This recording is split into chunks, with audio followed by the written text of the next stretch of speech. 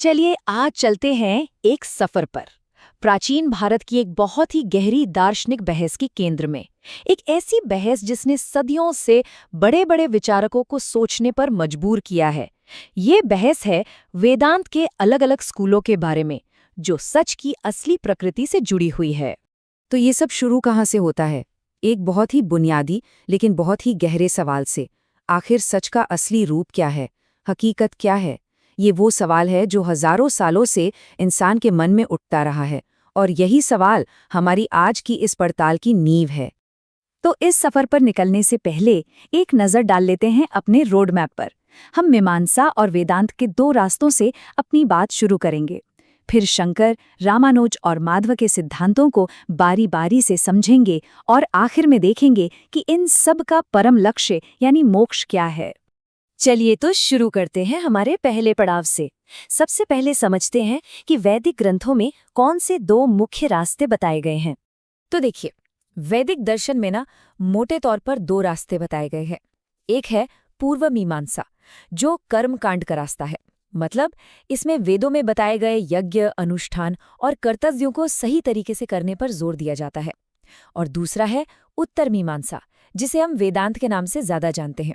यह है ज्ञान कांड, यानी ज्ञान का रास्ता, जो हमें परम सत्य के असली स्वरूप को समझने की ओर ले जाता है।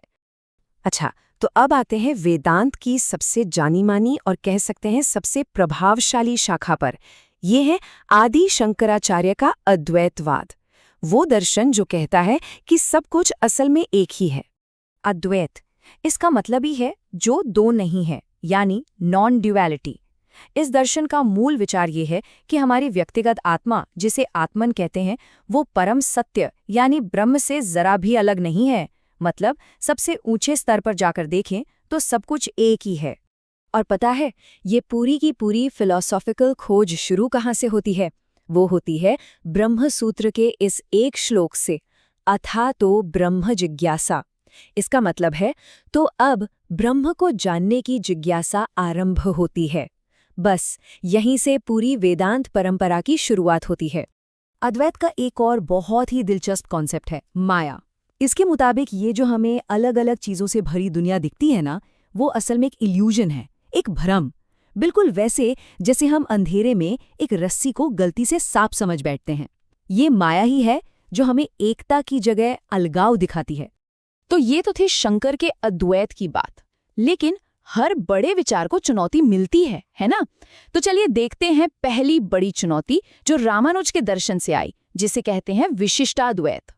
विशिष्टाद्वैत मतलब क्वालिफाइड नॉन ड्युअलिटी। इसका मतलब यह है कि हाँ, सब कुछ एक तो है, लेकिन उसमें कुछ क्वालिफिकेशंस है, कुछ खासियतें हैं। ये दर्शन मानता है कि आत्मा और ये दुनिया दोनों ही ब्रह्म का हिस्सा तो है, लेकिन फिर भी उनकी अपनी एक अलग पहचान है, यानी एकता के अंदर ही विविधता है। रामानुज ने इसे समझाने के लिए एक बहुत ही खूबसूरत मिसाल दी।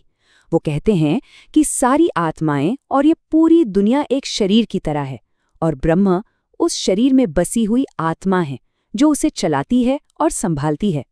ये मिसाल व्यक्ति, संसार और ईश्वर के रिश्ते को बड़े अच्छे से समझाती है। अब हम उस फिलॉसफी की तरफ बढ़ रहे हैं जो अद्वैतवाद के ठीक सामने 180 डिग्री पर खड़ी है। ये है माधवाचार्य का द्वैत सिद्धांत। द्वैत, जैसा कि नाम से ही जाहिर है, इसका मतलब है दो या ड्यूअलिज्म। ये स्कूल कहता है कि देखो, ईश्वर, आत्मा और ये दुनिया, ये तीनों चीजें हमेशा से अलग हैं और हमेशा अलग ही रहेंगी। ये तीन अलग अलग सच्ची और शाश्वत हकीकतें हैं। तो द्वैत फिलॉसफी के हिसाब से ये जो हमें दुनिया में अलग अलग चीजें दिखती हैं ना, ये कोई माया या भ्रम नहीं है, ये असलियत है, एकदम सच्ची और हमेशा रहने वाली। ये सीधे सीधे अद्वैत के माया वाले कॉन्सेप्ट को चैलेंज करता है और एक बिल्कुल ही अलग वर्ल्ड व्यू हमारे सामने रखता है। चलिए अब इन तीनों फिलॉसफीज को एक साथ रखकर देखते हैं, ताकि फर्क साफ समझ में आए। ईश्वर को लेकर देखिए, अद्वैत कहता है कि वही एकमात्र सच है। विशिष्टाद्वैत कहता है कि वो संपूर्ण है और आत्मा जगत उसके हिस्से हैं।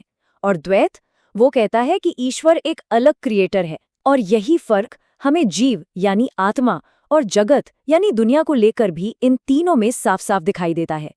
तो सवाल ये उठता है कि इन सभी दर्शनों का, इन सारी बहसों का आखिरी मकसद क्या है? जवाब एक ही है, मोक्ष, यानी मुक्ति। मोक्ष मतलब क्या? मतलब संसार से आज़ादी। ये जो जन्म, फिर मृत्यु, फिर पुनर्जन्म का अंतहीन चक्कर चलता रहता है ना, जिसे संसार कहते हैं, उससे बाहर निकल जाना। कमाल की बात यह है कि इन सभी दार्शनिक रास्तों की आखिरी मंजिल यही है। लेकिन मंजिल एक होने पर भी रास्ते अलग अलग हैं।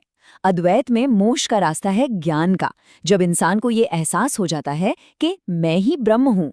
दूसरी तरफ विशिष्ट अद्वैत और द्वैत, ये दोनों भक्ति और ईश्वर के प्रति पूरे समर्पण का रास्ता दिखाते हैं, जहाँ ईश्वर की कृपा से मोक्ष मिलता है।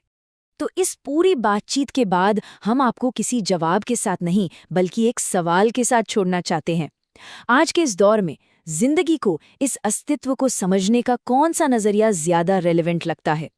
ये सदियों पुरानी बहस, असल में तो ये हम इंसानों की अपने मतलब को ढूंढने की वो खोज है जो शायद कभी खत्म ही नहीं होगी।